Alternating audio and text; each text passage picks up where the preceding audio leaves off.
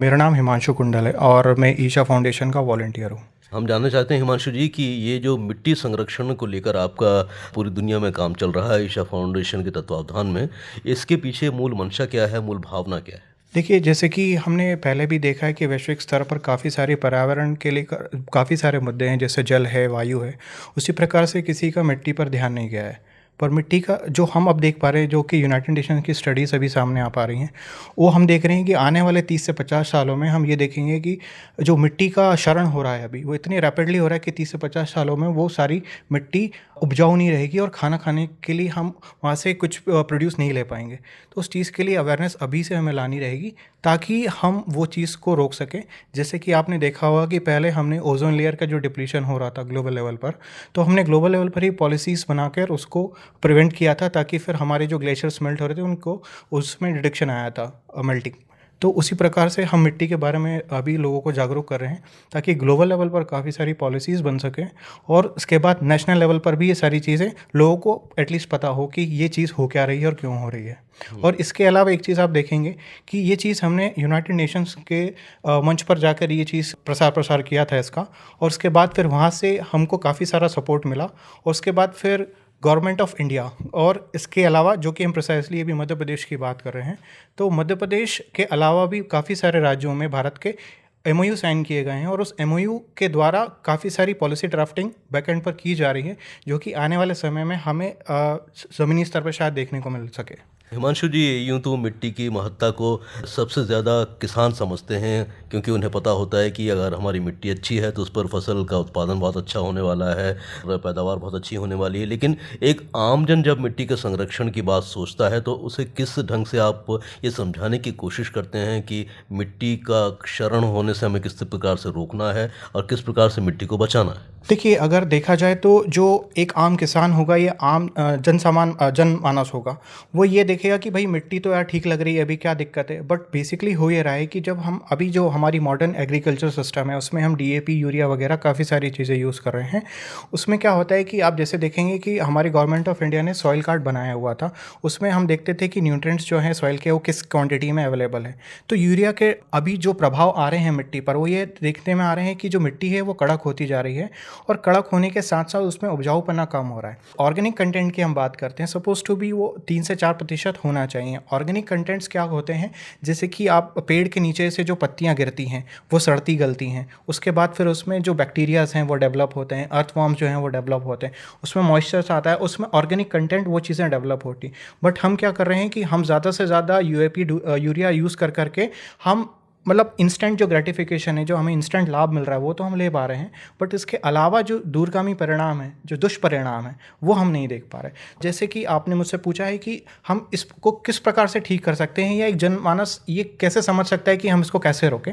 तो उसका प्रत्युत्तर ये रहेगा कि हमें ऑर्गेनिक फार्मिंग की तरफ जाना चाहिए, जो कि हम पहले से करते आ रहे थे। अभी यूरोप और जो हमारा यूएस है, उसने ये स्टडी करके बताया कि हमें अब ऑर्गेनिक फार्मिंग की तरफ जाना चाहिए, क्योंकि ये जो फार्मिंग है ये बिजनेस को लेकर ज़्यादा ओरिएंटेड है। बट चूंकि अगर हमें सस्टेनेबल डेवलपमेंट की ओर अगर भी देखना रहेगा, या दूरगामी परिणाम की ओर देखना रहेगा, तो उसमें ही आपको देखेंगे कि ये ज़्यादा समय तक नहीं चल पाएंगे।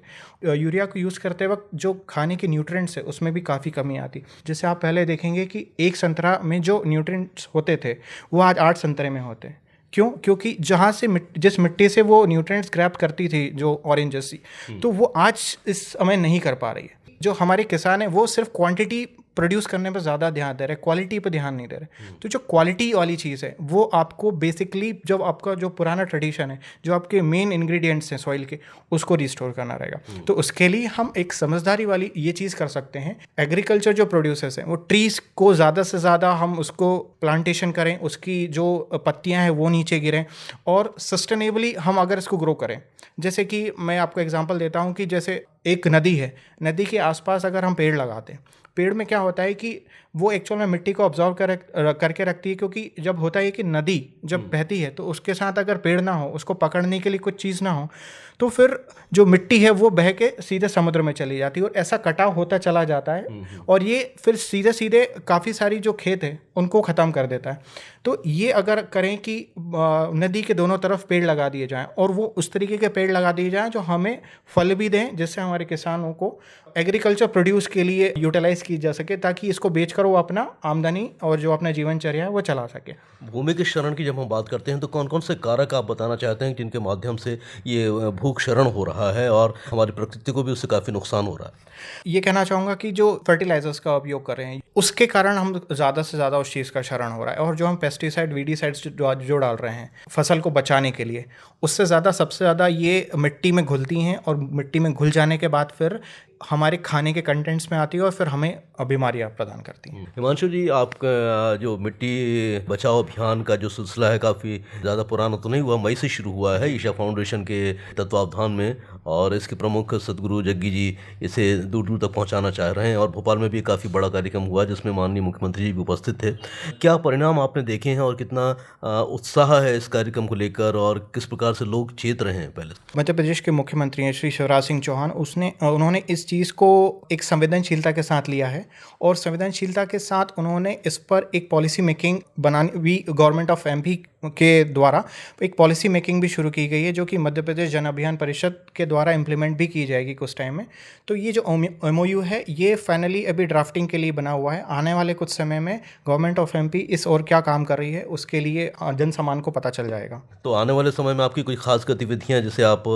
आयोजित करने जा रहे हैं और उसको लोगों को उससे जोड़ना जा रहे हैं, उसके बारे में भी कुछ बताइए। बेसिकली हम भोपाल में अभी भी हमारी जो एक्टिविटी है वो अभी भी एक्टिव है। हम वॉक फॉर सॉइल कर रहे हैं, हम बाइक रैलीज कंडक्ट कर रहे हैं, सेमिनार्स भी कंडक्ट कर रहे हैं डिफरेंट इंस्टीट्यूशंस में। नुक्कड़ नाटक हो गया किसी पर्टिकुलर प्लेस पर जाकर, हैपनिंग स्पॉट्स हैं भोपाल में, वहाँ जाकर भी हम इस चीज़ का प्रचार प्रसार करते हैं, ताकि लोगों को इस बारे में पता चल सके कि हमारी मिट्टी का क्षरण हो रहा है, और वो फिर उनके स्तर पर, जैसे कि आजकल सभी सोशल मीडिया से कनेक्टेड हैं, तो सोशल मीडिया पर जाके इस बारे में अवेयर करें लोगों को, लोगों से इस बारे में डिस्कस करें, ताकि गवर्नमेंट के अटेंशन में ये बात आए और फिर गवर्नमेंट उस पॉलिसी पे काम करने लगे। क्योंकि हमेशा देखा गया है कि भारत सरकार हो या फिर मध्य प्रदेश सरकार हो, अगर लोगों के बीच में किसी चीज़ की पॉपुलैरिटी रहती है, लोग किसी चीज़ के बारे में बात करते हैं, तो फिर सरकार का उस ओर ध्यान जाता है, और उस ओर ध्यान जाने के बाद फिर उस चीज़ पे कुछ क्रिया होती है या उस पर क्रियान्वयन होता है। कॉलेज स्टूडेंट्स को, नॉर्मल लोगों को इस चीज़ के बारे में अवेयर कर रहे हैं, और उनको हम रिक्वेस्ट कर रहे हैं कि आप प्रधानमंत्री जी को, मुख्यमंत्री जी को लेटर लिखिए, और मिट्टी बचाओ अभियान के लिए कुछ पेंटिंग्स, ड्राइंग्स हैं, वो आप हमें कलेक्ट करके दीजिए, हम उनको पहुँचाएंगे इस बारे में। इसके अलावा गवर्नमेंट इंस्टीट्यूशंस हैं, उन पर जाके हम सेमिनार करते हैं मंथली बेसिस पर, ताकि लोगों को, जो भी गवर्नमेंट एम्प्लॉयज़ हैं और जो अदर एम्प्लॉयज़ हैं, उन लोगों को ये पता चल सके कि इस बारे में हमको अभी से सोचना शुरू करना पड़ेगा। क्योंकि हम एज अ पीढ़ी, एज अ जनरेशन, आने वाली जनरेशन को हम क्या दे रहे हैं? हम उनको एक अच्छी उपजाऊ ज़मीन देंगे जहाँ से वो खाना ग्रो करके खा सकें, या फिर एक ऐसी परेशानी भी देकर जाएंगे साथ ही साथ जिसमें वो और परेशान होंगे, और आने वाली समय में शायद हो सकता है कि मिट्टी ना हो तो लोग मूव करें कहीं और सिविल वॉर की सिचुएशन हो, तो इसके दूरगामी परिणाम बहुत ही घातक हो सकते हैं। हिमांशु जी, हमारे श्रोताओं को ये भी बताएं कि आपकी जो मिट्टी बचाओ अभियान की जो टीम है वो तकरीबन कितने सदस्यों की है, और भोपाल में आप जहाँ जहाँ पहुँच रहे हैं, इस संदेश को पहुँचा रहे हैं, मिट्टी बचाने के संदेश को, तो क्या आपको प्रत्युत्तर मिल रहा है? क्या लोग इसके बारे में अपनी प्रतिक्रिया व्यक्त कर रहे हैं? हमारी जो भोपाल में टीम है, लगभग 40 से 50 लोगों की एक्टिव वॉलंटियर्स की टीम है, जो कि काफ़ी सारे एक्टिविटीज़ को हैंडल और मैनेज करती है। और भोपाल के जन सामान को अगर देखा जाए तो वो काफ़ी इंटरेस्ट लेकर इस चीज़ के बारे में हमसे पूछते हैं, और ये भी कहते हैं कि बिल्कुल जो भी हमारे स्तर पर जो भी हम कर सकें वो हम करेंगे। और इसके अलावा जो भोपाल के लोकल जो पर्यावरणविद हैं वो भी हमारे साथ जुड़कर और भी इस इनिशिएटिव को आगे ले जाते हैं, और अलग अलग चैनल्स में जिसको डिस्ट्रीब्यूट करते हैं। जैसे कि हमारे जो परिचित हैं वो प्रोफेसर्स हैं यूनिवर्सिटीज़ के, बेसिकली इन्वायरमेंटल स्टडीज़ पर काम कर रहे हैं, तो वो इस चीज़ से जुड़कर वो काफ़ी अच्छा महसूस करते हैं कि ये बहुत अच्छा एक इनिशिएटिव है। इसके अलावा जो भोपाल के लोकली जो एडवोकेट्स हैं या डॉक्टर्स हैं या CAs हैं, उनकी जो अलग अलग अपनी एसोसिएशंस रहती है, वो एसोसिएशंस भी साथ मिलकर इस प्रोग्राम में हमारे को काफ़ी उत्साहवर्धन करती है, और हमें इन्वाइट करती है कि आप आइए हमारे एसोसिएशंस में सेमिनार्स कंडक्ट कीजिए, हमारे को इस बारे में बताइए, ताकि हम लोगों को इस बारे में जागरूक कर सकें। आपका जो सेव सॉइल कैंपेन है उससे ज़्यादा लोग जुड़ पाएँ, और यदि कोई जुड़ना चाहता है तो वो कैसे संपर्क कर सकता है, उसके लिए क्या प्रोसेस है? देखिए, सेफ सॉइल प्रोग्राम से जुड़ने के लिए हमारे पास एक ऑनलाइन पोर्टल है, उसका नाम है safesoil.org। उस पे जाकर आप रजिस्ट्रेशन कर सकते हैं, और लोकली जो नंबर है मेरा वो मैं आपको अभी बता ही दूंगा, उससे आप कांटेक्ट करके हम उसको हमारे वॉलंटियर लिस्ट में ऐड कर सकते हैं और वो हमारे साथ पार्टिसिपेट कर सकते हैं। आपका नंबर भी बता दीजिए। जी, मेरा नंबर है 9907071100।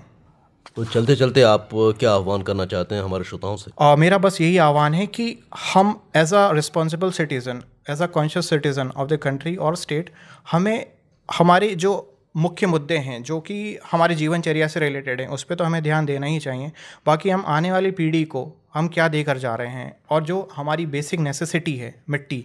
और हमारा पानी और हमारी हवा, तो वैसे ही जो मिट्टी इतनी ज़्यादा महत्वपूर्ण है जितना पानी और हवा है। तो मिट्टी के संरक्षण के लिए और उसको शरण से बचाने के लिए हमें ज़्यादा से ज़्यादा इस बारे में लोगों से चर्चा करनी चाहिए, और गवर्नमेंट को इस बारे में अवेयर कराते रहना चाहिए कि इस बारे में कोई पॉलिसी ड्राफ्टिंग हो प्रॉपर, जिसका ग्राउंड इम्प्लीमेंटेशन किया जा सके, और इस चीज़ को बहुत ही सुचारू रूप से, और ये कह लीजिए कि एक hierarchy wise, step by step जो कि हम कर सकते हैं, जैसे हमने पहले भी काफ़ी मुद्दों पर चीज़ों को मैनेज किया है, उसी हिसाब से हम मिट्टी के शरण को भी मैनेज कर सकें। इतनी महत्वपूर्ण चर्चा करने के लिए और इतनी ख़ास जानकारी देने के लिए हिमांशु जी, हम आपके बहुत बहुत शुक्रगुजार हैं। Thank you so much. बहुत बहुत धन्यवाद सर।